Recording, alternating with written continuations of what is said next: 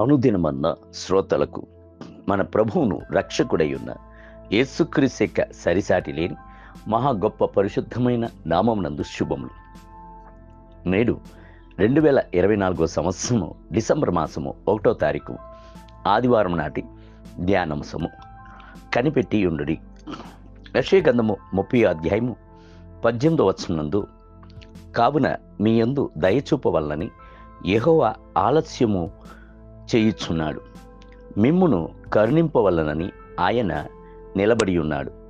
యెహోవా న్యాయము తీర్చు దేవుడు, ఆయన నిమిత్తము కనిపెట్టుకును వారందరూ ధన్యులు. కొందరు ప్రార్థించుచున్నప్పుడు, ప్రభువా, ఈ క్లుప్తమైన ప్రార్థనకు మెండైన జవాబును దయచేయము అని క్లుప్తమైన ప్రార్థన చేసివేసి లేచి వెళ్ళిపోతుంటారు. మరికొందరు ప్రభు వద్ద అధికారముతో త్వరగా మేలును చేయుము ప్రభువా అని ప్రార్థించుచున్నారు.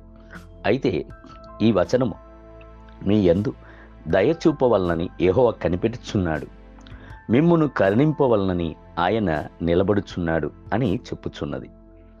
మీ యొక్క ఇంటిలో మీ యొక్క బిడ్డలు ఆకలితో ఉన్నారని చెప్పుచున్నారని అనుకొనుడి. వారు కోరుకునేటువంటి ఆహారంను మీరు వెంటనే వండుటకు ప్రారంభించుచున్నారు.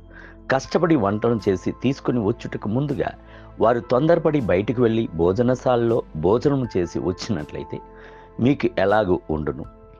అదే విధముగా ప్రభు మీ యందు దయచూపవలనని కనిపెట్టుచున్నాడు. అయితే మీరు సహనముతో కనిపెట్టవలను కదా. దావీదు సెలవిచ్చుచున్నాడు, యెహోవా కొరకు నేను సహనంతో కనిపెట్టుకుని ఉన్నాను, ఆయన నాకు చెవియొగ్గి నా మొర ఆలకించును. 40వ కీర్తన 1వ వచనం. ఒక చక్కటి కుటుంబం నందు అకస్మాత్తుగా తల్లి రోగాన పడి మరణించుచున్నది. తండ్రికి తట్టుకోలేని దుఃఖము.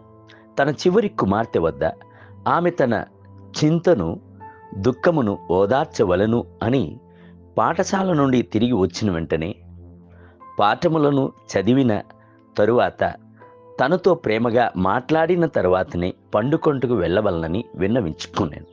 కుమార్తెయు తండ్రియు బయటకు వివరించుటకు వెళ్ళేవారు. ప్రశాంతముగా ఒకరితో ఒకరు ప్రేమగా మాట్లాడుకుందురు. అయితే ఒక దినమున ఆ కుమార్తె తనకు ఒక ప్రాముఖ్యమైన పని ఉన్నట్టుగా చెప్పి తన గదిలోనికి వెళ్ళిపోయాను. 5 వారములు గడిచిపోయాను.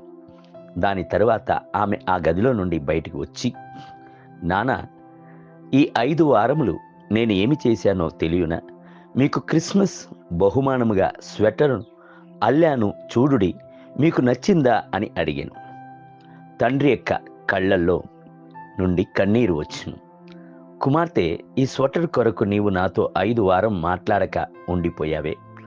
స్వెటరు ప్రాముఖ్యమైనది కాదు, నీవే నాకు ఆదరణ, నీవే నాకు ఓదార్పు, నీవు ఎల్లప్పుడూ నాతోనే ఉండవలను అని చెప్పాను. మనము కూడా ఇలాగని పలు రకములైన లోక కార్యముల యందు సమయమును ఖర్చు పెట్టుచున్నాము. ప్రభు యొక్క పాదము యందు చాలినంత సమయము కూర్చుండుట లేదు. ఆయనతో మనసును విప్పి మాట్లాడుట లేదు. ఆయన చెప్పుచున్న మాటలను కనిపెట్టి ఉండి వినుటలేదు. దేవుని బిడ్డలారా, లోక జీవితం నందు మిగుల ప్రాముఖ్యమైనది ప్రభు యొక్క పాదము యందు కూర్చుండి ఆయన యొక్క ముఖమును వెతుకుటయే. నేటి ధ్యానమునకై నీవు దాన్ని నెరవేర్చితివి గనుక నేను నిత్యము నిన్ను స్తుతించెదను. నీ నామము నీ భక్తుల దృష్టికి ఉత్తమమైనది, నేను దాన్ని స్మరించి కనిపెట్టుచున్నాను. 52వ కీర్తన 9వ వచనం. నేటి వేద పఠనము ఉదయము యెహెజ్కేలు గ్రంథము 40 మరియు 41 అధ్యాయములు, సాయంత్రము పేతురు రాసిన 2వ పత్రిక 3వ అధ్యాయము.